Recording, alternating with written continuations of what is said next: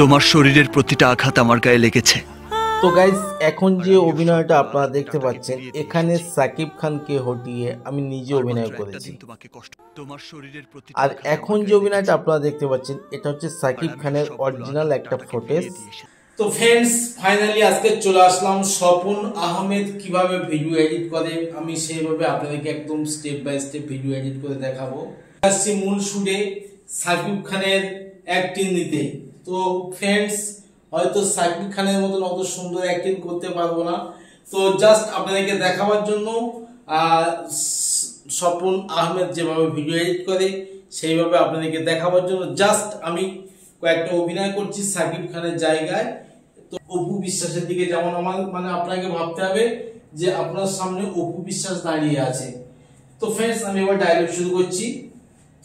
তোমার শরীরের প্রতিটি আঘাত আমার গায়ে লেগেছে, আমিও সবগুলো আঘাত ডাটাকে ফিরিয়ে দিয়েছি। শুধুমাত্র একটা দিন তোমাকে কষ্ট করতে হবে। তো ফ্রেন্ডস, আমাদের ভিডিও এখানে শুট শেষ। তো এবার আমি চলে আসছি মূল ভিডিও মোবাইল স্ক্রিনে। তো গাইস, চলে আসলাম মোবাইল স্ক্রিনে। এখন এরকম ধরনের ভিডিও এডিট করতে গেলে আপনারা যে কোনো অ্যাপ্লিকেশন দিয়ে করতে পারেন। তো আজকের এই ভিডিওতে আমি আপনাদেরকে করে দেখাবো ক্যাপকাট অ্যাপ্লিকেশন দিয়ে। সো গাইস, এই ক্যাপকাট অ্যাপ্লিকেশন যদি আপনাদের ফোনে না থাকে, আপনারা গুগল ক্রোম থেকে ডাউনলোড করে দেবেন। তো গাইস, আমি ডিরেক্টলি ক্যাপকাট অ্যাপ্লিকেশনটা ওপেন করছি, ভিডিওটা কন্টিনিউ করবেন। তো গাইস, এখানে দেখতে পাচ্ছেন ক্যাপকাট অ্যাপ্লিকেশন ওপেন হয়ে গেছে। তো আমি এখান থেকে নিউ প্রজেক্টে ক্লিক করছি। তো গাইস, নিউ প্রজেক্টে ক্লিক করার পর আপনার গ্যালারির মধ্যে চলে আসবে। আপনার গ্যালারি থাকা যতগুলো ভিডিও আছে সবগুলো এখানে শো করবে। তো প্রথমে আমি সাকিব খানের আর অপু বিশ্বাসের অরিজিনাল ফুটেজটার উপর ক্লিক করছি। তারপর এখান থেকে আমি অ্যাডে ক্লিক করছি।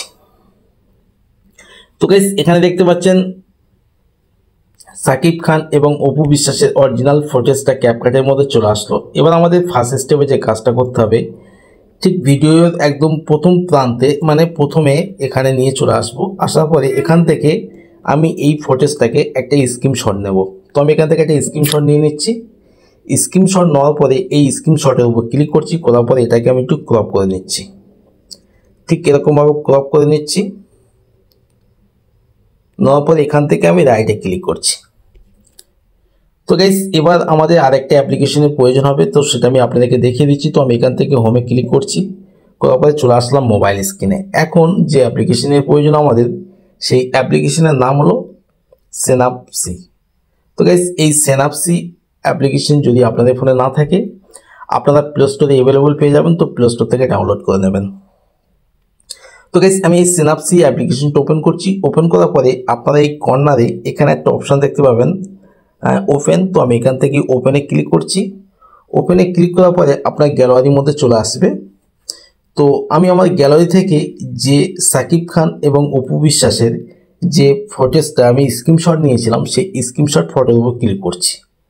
করার পরে এখানে নিচে দেখতে পাচ্ছেন অনেকগুলো অপশান আছে। তো আমি এখান থেকে টুলস অপশানে ক্লিক করছি। টুলসে ক্লিক করার পরে এখানে দেখতে পাচ্ছেন অনেকগুলো অপশান শো করবে। তো আমি জাস্ট এখান থেকে এখানে একটা অপশান দেখতে পাচ্ছেন হ্যান্ডিং। তো আমি এখান থেকে এই হ্যান্ডিং অপশানে ক্লিক করছি।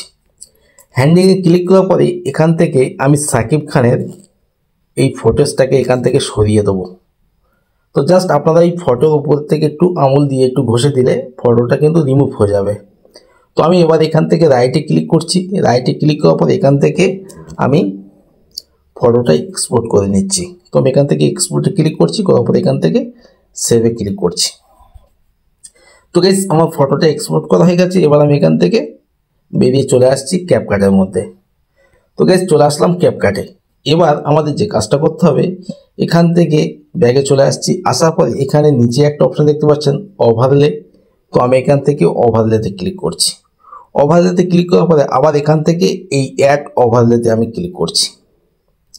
তো গাইস, অ্যাড ওভারলেতে ক্লিক করার পরে আবার গ্যালারির মধ্যে চলে আসবে। তো এবার আমি এখান থেকে এই ফটো সেকশানে ক্লিক করছি। ফটো সেকশানে ক্লিক করার পরে আমরা এখান থেকে সাকিব খানের যে ফটোটা রিমুভ করেছি সাকিব খানকে, সেই ফটোটা এখান থেকে আমি নিয়ে নিচ্ছি। নেওয়ার পর এখান থেকে অ্যাডে ক্লিক করছি। তো গাইস, এখানে দেখতে পাচ্ছেন আমার ওই সাকিব খানের রিমুভ করা ফটোটা এখানে চলে আসলো। এবার এই ফটোটাকে আমি একটু দুটো আঙুলের সাহায্যে এটাকে জুম করে ফুল স্ক্রিন করে নেব। নেওয়ার পরে আমি এই ফটোটাকে ভিডিও সমানে করে নেবো ঠিক এরকমভাবে। তো গাইস এখানে দেখতে পাচ্ছেন ফটোটা কিন্তু ভিডিও সমানে করা হয়ে গেছে। এবার আমাদের যে কাজটা করতে হবে, এখানে নিচে দেখতে পাচ্ছেন অনেকগুলো অপশান আছে।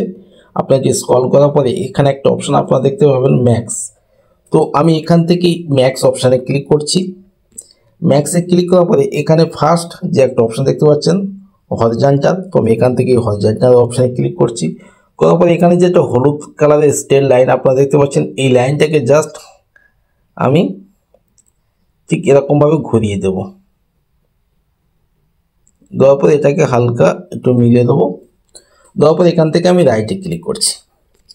রাইটে ক্লিক করার পরে এখান থেকে আমি প্রথম, এবার আমাদের যে কাজটা করতে হবে, আবার এখান থেকে আমি ব্যাগে চলে আসছি। ব্যাগে আসার পরে আবার এখান থেকে আমি এই ওভারলেতে ক্লিক করছি। ওভারলেতে ক্লিক করার পরে আবার এখান থেকে অ্যাড ওভারলেতে ক্লিক করছি। আবার আমি এখান থেকে ভিডিও সেকশানে ক্লিক করছি। ভিডিও সেকশানে ক্লিক করার পরে তো আমি আমার গ্যালারি থেকে যে ভিডিওটা প্রথমে শ্যুট করেছি, আপনারা ঠিক এরকম একটা ভিডিও শ্যুট করে নেবেন। তো সেই ভিডিওর উপর আমি ক্লিক করছি। করার পর এখান থেকে অ্যাডে ক্লিক করছি। তো গাইস অ্যাডে ক্লিক করার পর এখানে দেখতে পাচ্ছেন আমার নর্মাল ফটোসটা এখানে ক্যাপকাটের মধ্যে চলে আসলো। এবার আমাদের যে কাজটা করতে হবে, এখানে নিচে দেখতে পাচ্ছেন অনেকগুলো অপশান আছে। একটু স্ক্রল করার পরে এখানে একটা অপশান আপনারা দেখতে পাবেন এই রিমুভ বিজি। তো আমি জাস্ট এখান থেকে এই রিমুভ বিজিতে ক্লিক করছি। এই রিমুভ বিজিতে ক্লিক করার পরে এখানে ফার্স্ট যে একটা অপশান দেখতে পাচ্ছেন অটো রিমুভ, তো আমি এখান থেকেই অটো রিমুভে ক্লিক করছি। অটো রিমুভে ক্লিক করার সাথে সাথে এখানে দেখতে পাচ্ছেন আমার ফটোসটার ব্যাকগ্রাউন্ড কিন্তু রিমুভ হয়ে গেছে। তো এবার আমি এখান থেকে রাইটে ক্লিক করছি।